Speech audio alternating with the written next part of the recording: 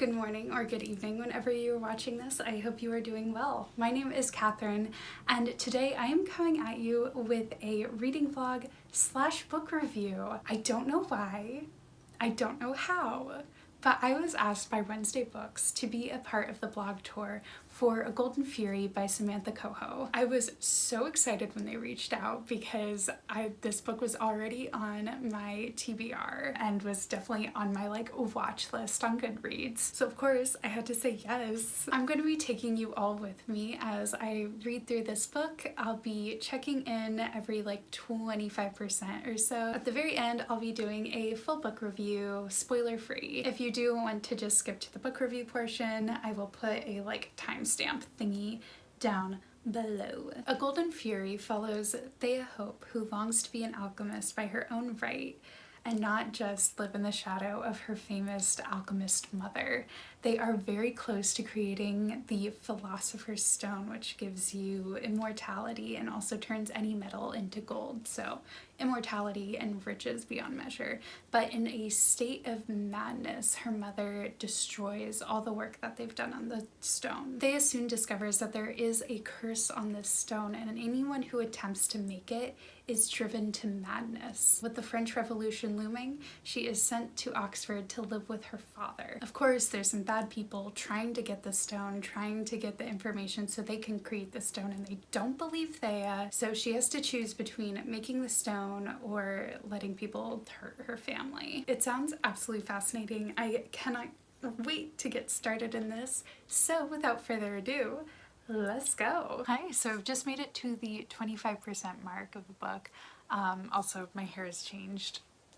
Ignore that. So far I'm really enjoying it. The pacing is really good, especially for a standalone fantasy. And then I'm also really enjoying the alchemy of everything. Just all the information about alchemy is really neat. I'm also finding Thea, I believe is how her name is pronounced. I'm finding her relationships with everyone, her mother, her estranged father. The relationships are very dynamic. It's just the beginning, so I am excited to see what happens next. So I've just reached the halfway point and there's a lot going on. I'm at that point where I'm which happens in every book where I think I know what's going to happen, and then I end up being completely wrong because I'm the worst at predicting things. I do really like our main character, Thea. I am really liking her. I am skeptical of all men, which is not unusual. This poor girl, she cannot take a break. I'm curious to see what happens. I'm nervous. Things could be good.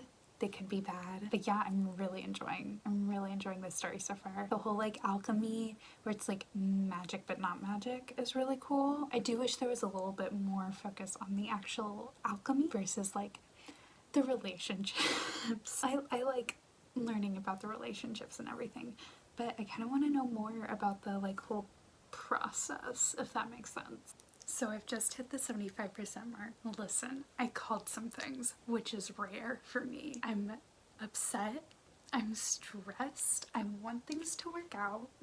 I'm really hoping that they work out. The whole madness concept is really interesting to me and how it manifests in Thea and the other characters, and how it manifests differently. That whole thing of it affecting different people differently is really fascinating, and I don't know how much of it was intentional and how much I'm just reading into things. Maybe that will clear up in the last quarter of the book. So alright, so I have officially finished A Golden Fury by Samantha Cohoe.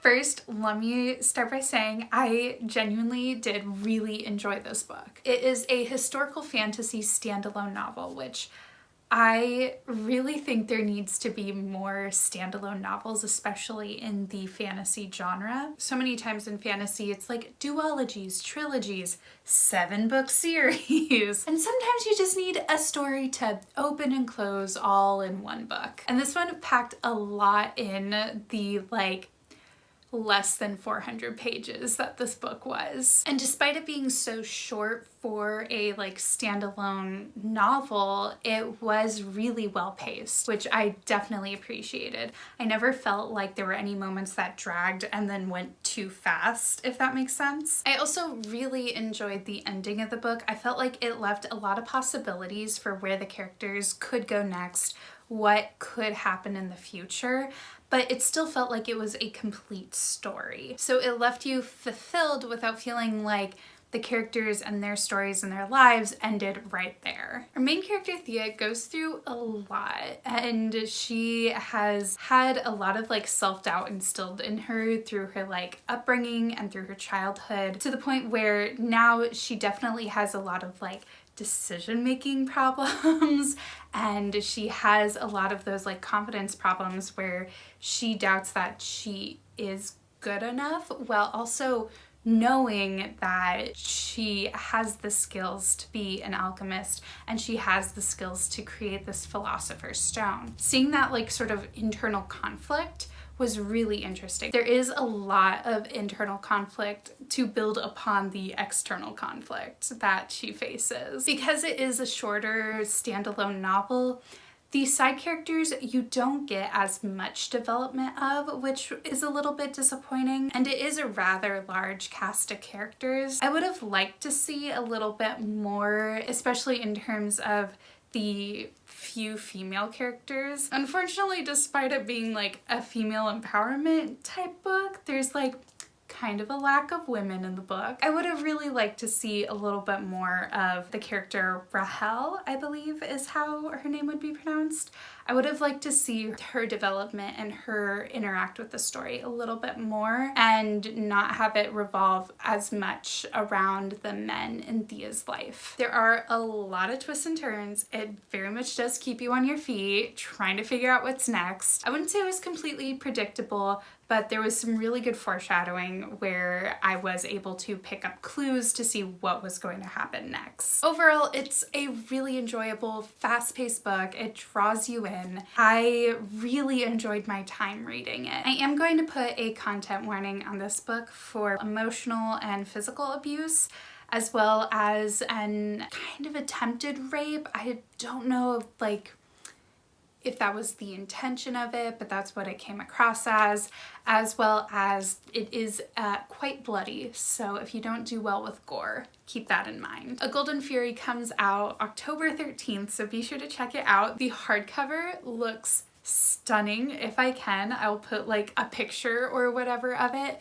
right here. I want to say thank you again to Wednesday Books for trusting me again to make this video.